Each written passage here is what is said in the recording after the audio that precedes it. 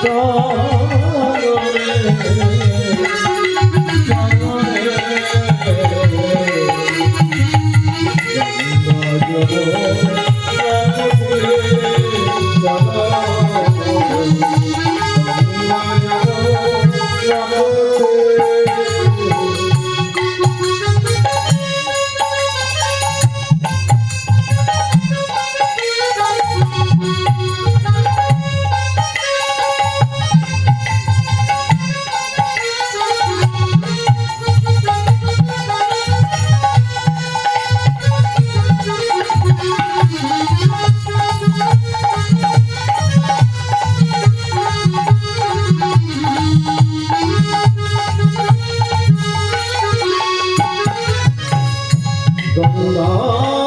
যমুনা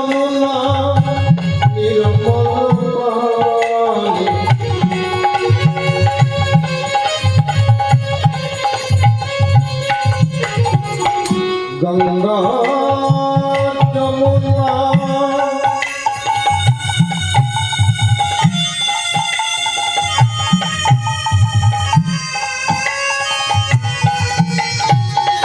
যমুনা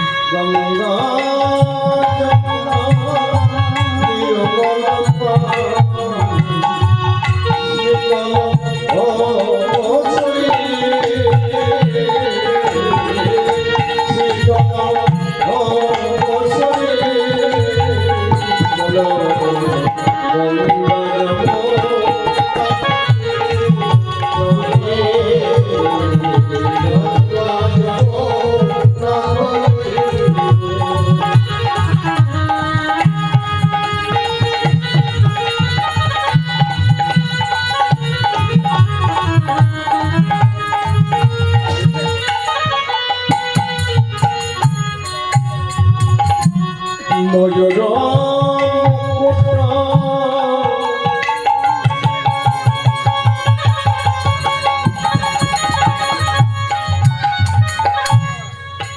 আর ময়ূর মুকুট পিতম্বর শোভে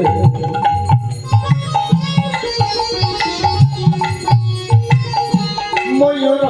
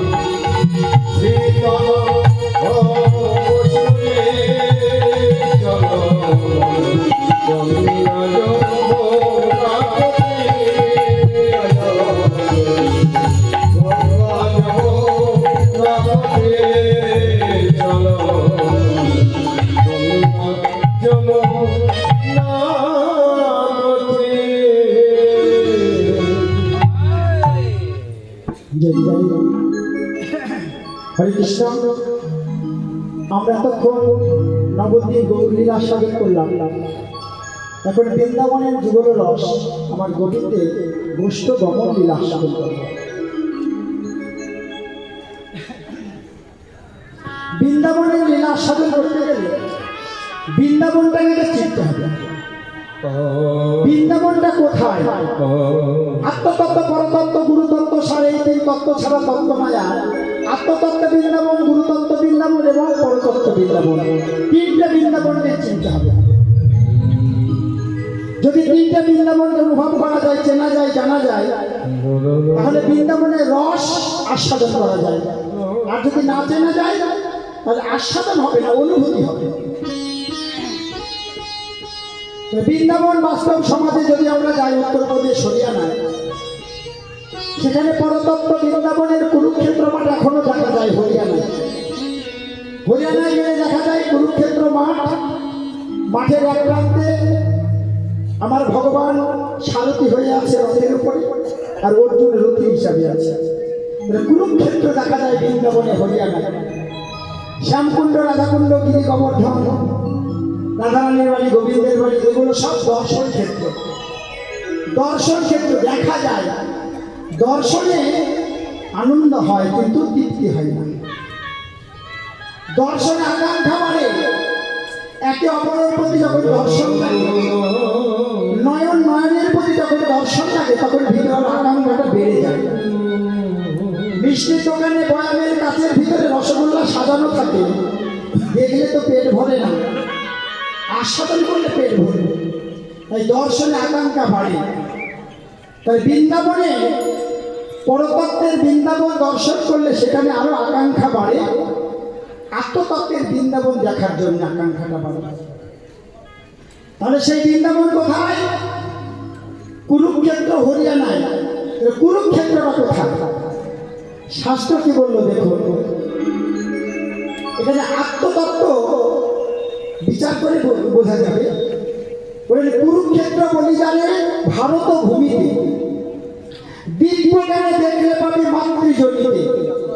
সেই জনিতে জন্ম মৃত্যু দেখো দেখাইয়া, কামনায় পড়িয়াছি যাচ্ছে বলিয়া। ধারণ নাই ধর্ম করে, কিন্তু অকালে পতন, ইহা ছাড়া কুরুক্ষেত্র নাহি। কিন্তু বিন্দু আবর্তন যার শরীরে হয়, ক্রমে ক্রমে সেই বস্তু গাঢ়তা পায়।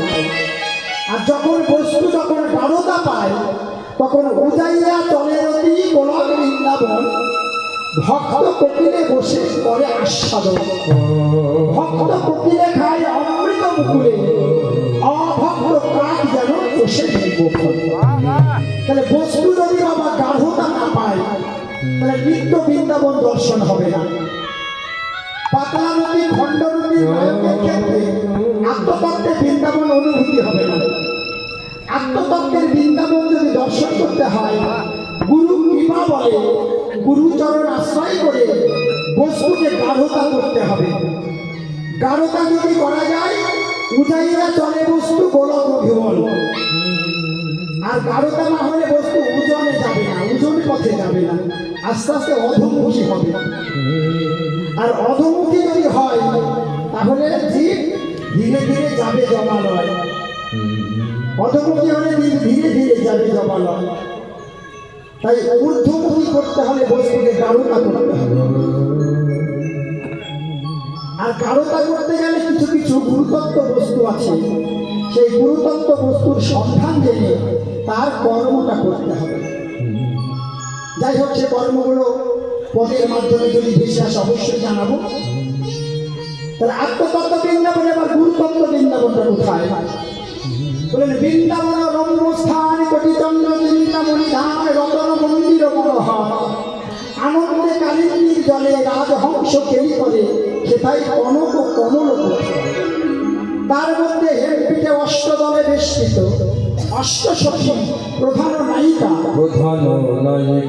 তার মধ্যে দুজনে বসে আছে রত্নাসনে, শ্যাম সনে সুন্দর রাধিকা। শ্যাম সনে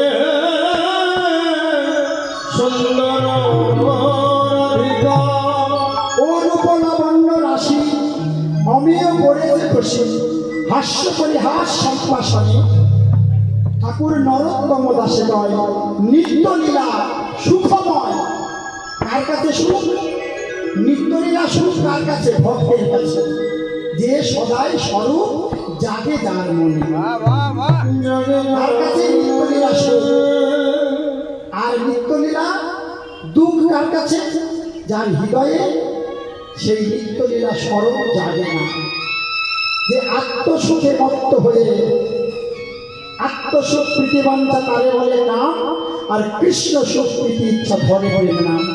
যে আত্মসুখে মত্ত হয়ে কৃষ্ণ সুখকে ভুলে গিয়ে সদা সর্বদা আত্মসুখে মত্ত থাকে, তার কাছে সুখ নয়, তার কাছে সদা সর্বদার জন্য দুঃখে পরিপূর্ণ হয়। তাই সুখ যদি পেতে হয় আত্মসুখ নয়, কৃষ্ণ সুখে সুখী হতে হবে।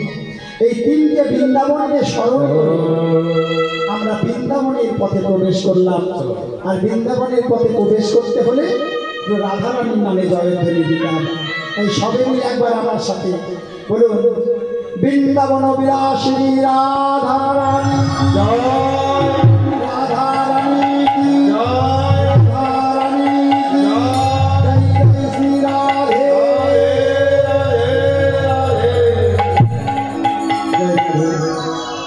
আমরা রাধা শক্তি যদি জাগ্রত না হয়, কৃষ্ণ ভজনে সুখ হবে না। কৃষ্ণ ভজনে সুখ পেতে গেলে আগে রাধা শক্তি জাগ্রত করতে হবে। বলে পরমকে না চিনলে পরে কিসে উদ্ধার হয়? আগে পরম বস্তুকে চেনো। পরমকে না চিনলে পরে কিসে উদ্ধার হয়? আত্মাতে গোলকের হরি, হরিগুরু তালে কয়। আত্মারূপে আছেন হরি প্রতি ঘটে ঘটে। প্রত্যেকটা দিনের মধ্যে আত্মারূপে আমার গোলকের হরি বাস করে। তুমি তাহারে না চিনিয়া কেন বেড়াও তুমি ছুটে? জ্ঞান অঞ্জন যেদিন যাবে ফুটে, অষ্টপাশ সেদিন যাবে কেটে, সেদিন নিভৃতে বসে করবে গুরুর সাধন, তার কাছে দিবানিশি সমান শোনা। জ্ঞান অঞ্জন যেদিন যাবে ফুটে, অষ্টপাশ যাবে কেটে, সেদিন নিভৃতে বসে করবে গুরুর সাধন। তাই জ্ঞান অঞ্জন শলাকা দ্বারা যেদিন মোহের ঝাপসা দেয় খুঁজায়া, সেদিন দেখবে ডানে বামে আগে পিছে, দেখবে সে তো তোমার সঙ্গে আছে, সে তো নয় তো দূরে, দেখবি কাছে, গুরুর কৃপা হলে পারে। গুরু কৃপা যদি হয়, তাকে খুঁজতে গোলক বৃন্দাবনে যেতে লাগে না, পুরী ধামে যেতে লাগে না, তাকে খুঁজতে নবদ্বীপে যেতে লাগে না, গয়া কাশী হরিদ্বারে যেতে লাগে না, তাকে এখানেই পাওয়া যায়। জ্ঞানঞ্জন শলাকা দ্বারা যেদিন মোহের ঝাপসা দেয় ঘুচায়, সেই দিন তাকে দেখা যাবে। আর যদি মোহের ঝাপসা না ঘুচে,